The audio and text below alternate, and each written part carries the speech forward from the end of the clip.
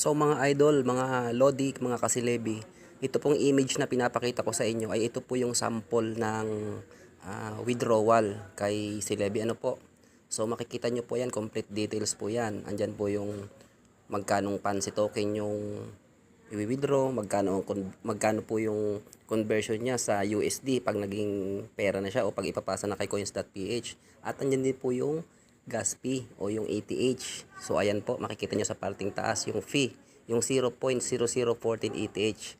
So magkano po yung ATH na yan, ang value sa peso, no, para meron tayong reference lang, no. Yan po ay mga nasa 150 plus pesos, no po.